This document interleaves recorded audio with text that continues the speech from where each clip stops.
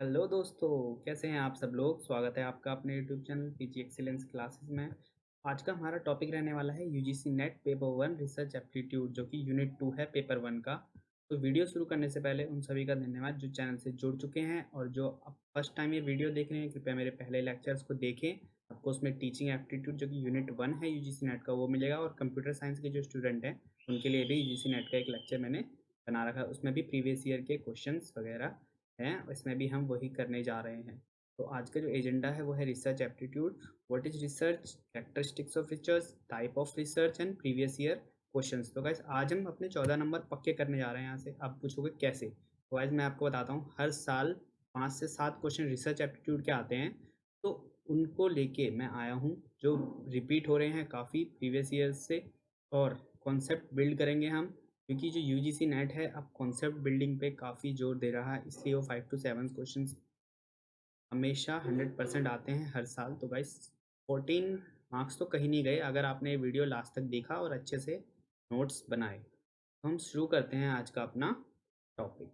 तो रिसर्च बहुत rocket science लगता है, लेकिन है नहीं। आपने सुना होगा ये वो काफ़ी टफ है ये है, लेकिन नहीं गाइस, इतना टफ नहीं है। अगर आप किसी चीज़ को कॉन्सेप्ट वाइज करते हो लर्न, तो वो इतना टफ नहीं रहता।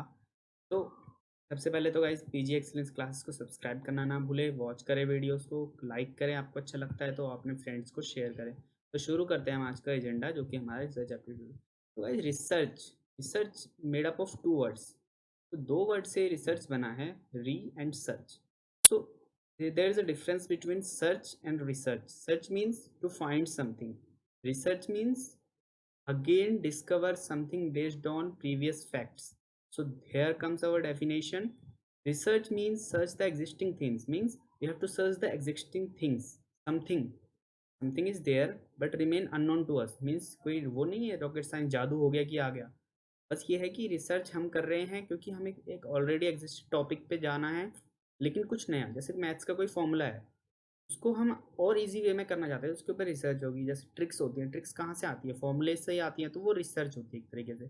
अब ग्रीन टी का एग्जांपल ले लीजिए, ग्रीन टी मेटाबॉलिज्म को डिक्रीज करती है। तो आप ये कहाँ से पता चला, ये भी तो रिसर्च ही हुई थी ना। पहले तो ग्रीन टी थी, एग्जिस्टेड थी।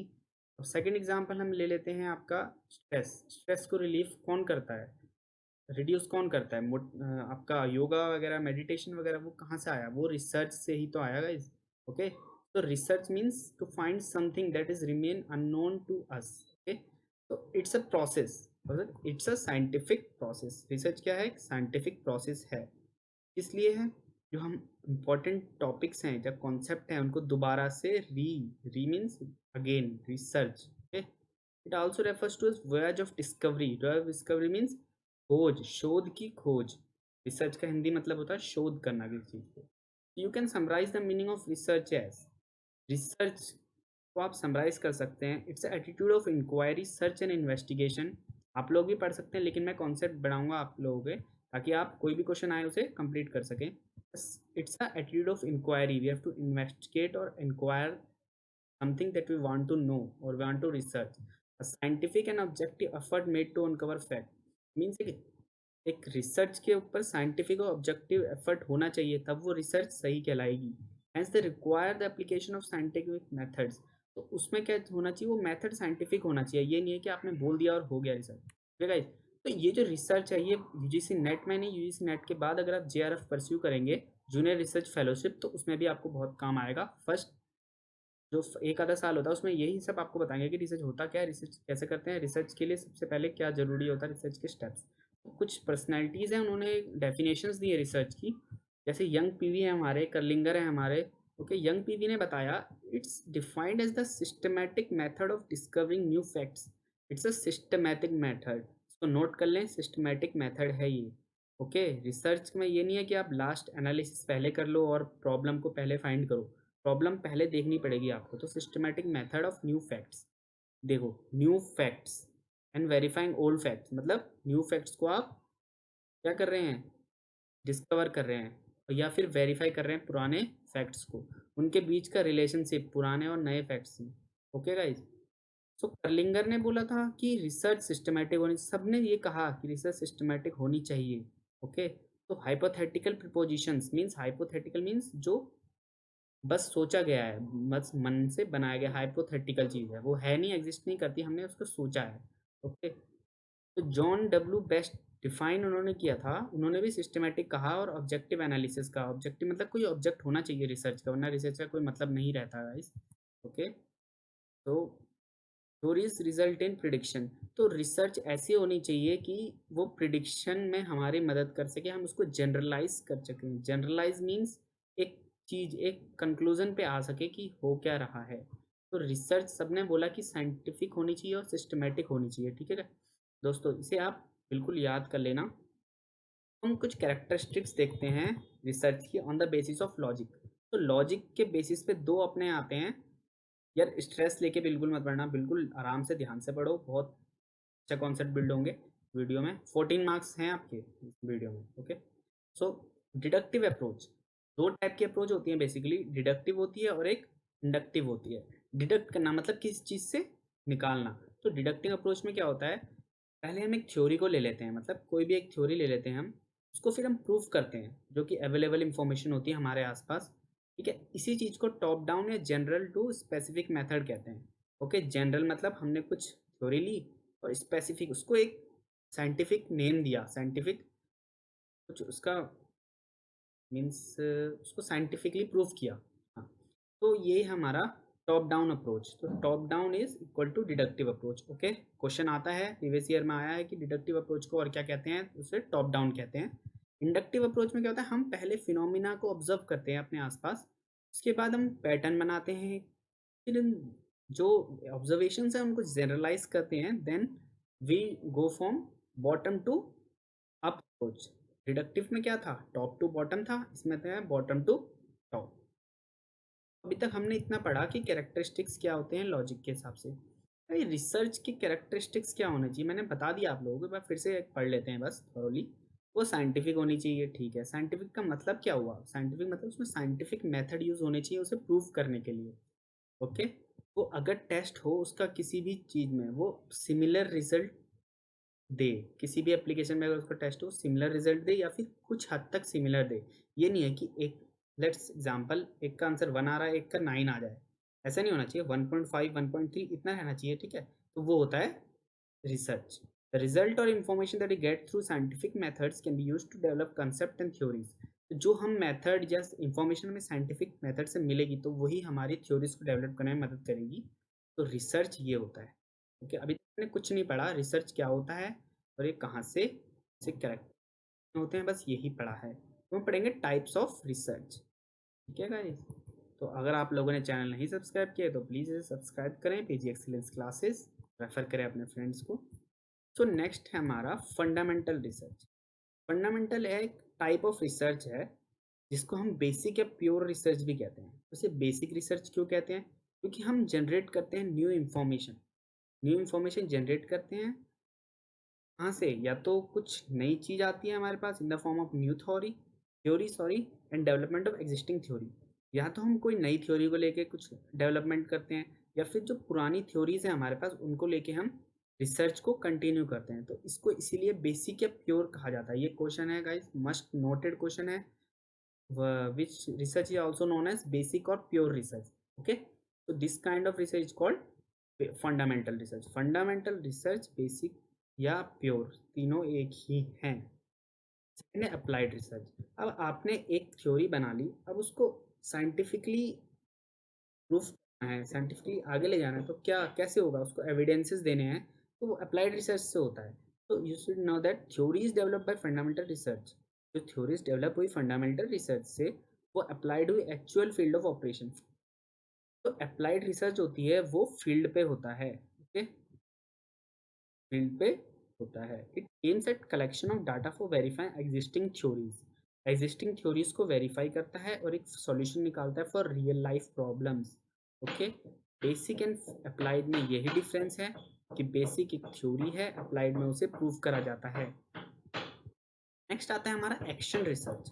नाम से आपको पता चल रहा है एक्शन, यहाँ पे कुछ एक्शन हो रहा है जहाँ पे हम कोई स्टेप्स ले रहे हैं। तो it's an action oriented research undertaken to find an immediate solution to a problem. Means real life solution के लिए इमीडिएट सॉल्यूशन ये बताता है रियल लाइफ प्रॉब्लम्स के लिए। तो समटाइम द रिसर्चर्स हिमसेल्फ और हरसेल्फ कैन टेक एक्शन, मतलब कुछ बहुत बार ऐसा होता है कि रिसर्च जो कर रहा है वो खुद एक्शन लेता है, या फिर कोई उसकी जो कंसर्न अथॉरिटीज़ हैं वो स्टेप्स लेती है। जैसे यूजीसी वगैरह हो गई, वो कुछ स्टेप्स ले रही हैं। अभी पेपर की डेट नहीं आई है तो पेपर की डेट के लिए वो कुछ स्टेप्स ले रहे हैं, तो ये सब एक्शन रिसर्च में आएगा। सो प्लानिंग, एक्शन रिसर्च में कुछ पार्ट होते हैं हमारे। प्लानिंग होता है, एक्शन होता है, ऑब्जर्वेशन होता है, देन कंक्लूजन होता है, या फिर आपका एक्ट होता है।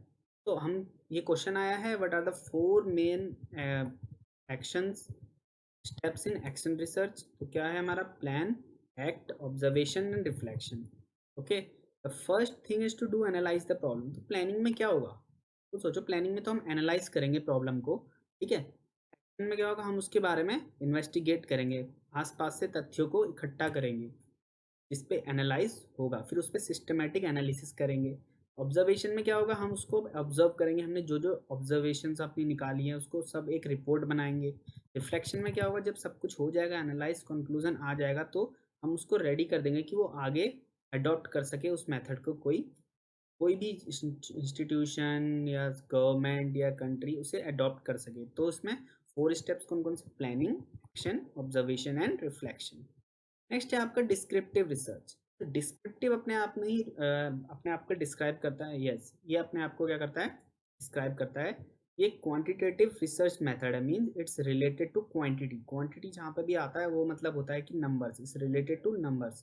तो डिस्क्रिप्टिव रिसर्च क्या होता है?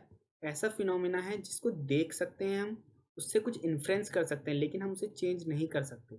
ओके, मतलब फंडामेंटल क्या है इस स्ट्रेटजी का रूल, कि आप, आपकी कोई पावर नहीं है आपके पास, किसी फैक्टर के ऊपर आपके पास कोई पावर नहीं है। You can just make a report on that and make inferences. Okay, some type of methods for descriptive research are, कुछ मेथड जो है फील्ड सर्वेज हैं, case studies and interviews. Previous year में क्वेश्चन आया है field surveys कौन से research से रिलेटेड है, तो ये आपका डिस्क्रिप्टिव रिसर्च से रिलेटेड है।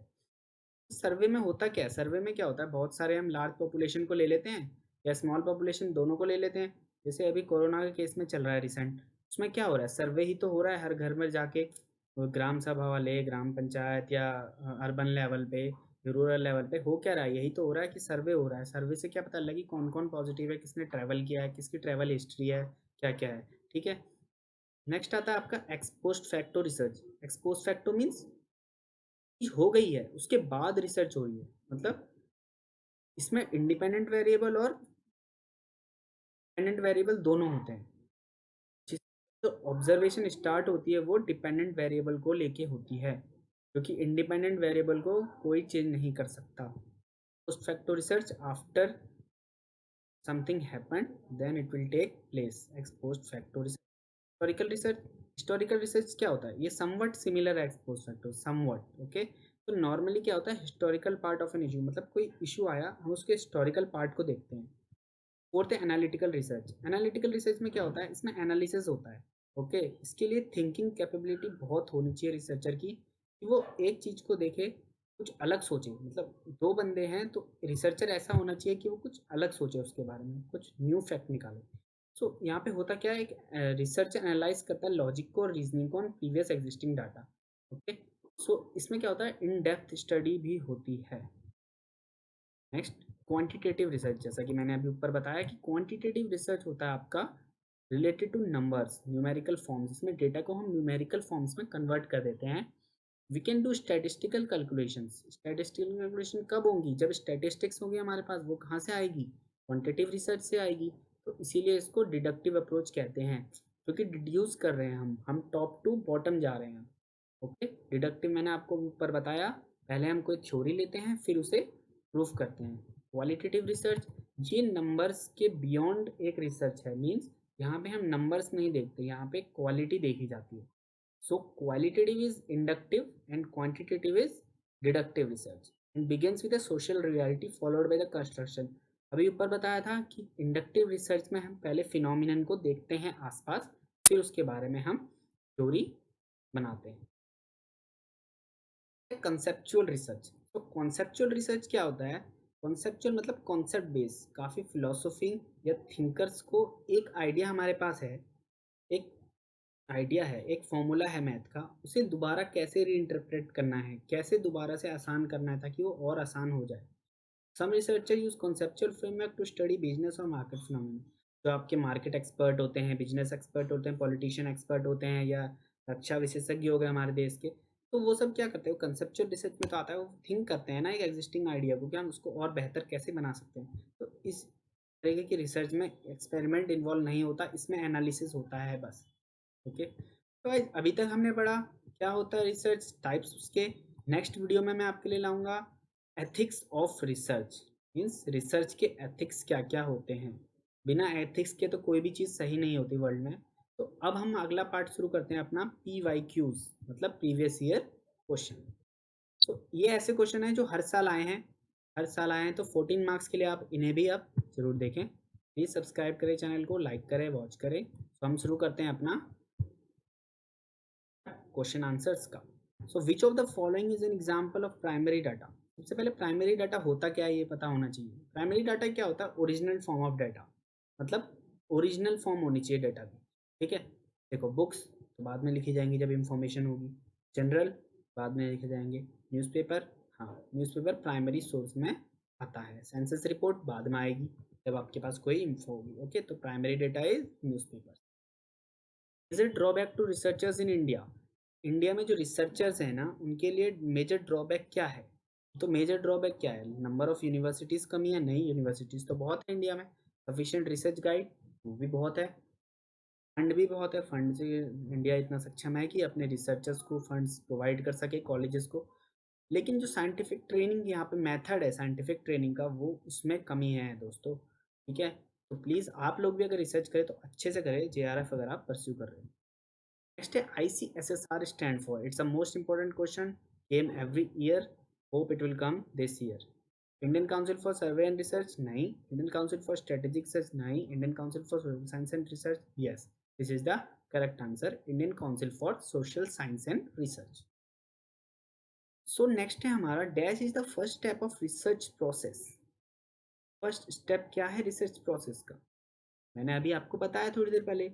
हम एनालिसिस तो नहीं करेंगे, डायरेक्ट फॉर्मुलेशन ऑफ प्रॉब्लम करेंगे, कलेक्शन ऑफ डाटा करेंगे, एडिटिंग एंड कोडिंग करेंगे, सिलेक्शन ऑफ प्रॉब्लम करेंगे। गाइस फॉर्मुलेशन ऑफ प्रॉब्लम तो मतलब ही नहीं होता ना, प्रॉब्लम हम थोड़ी बनाएंगे, हम तो सिलेक्ट करेंगे ना एक प्रॉब्लम को।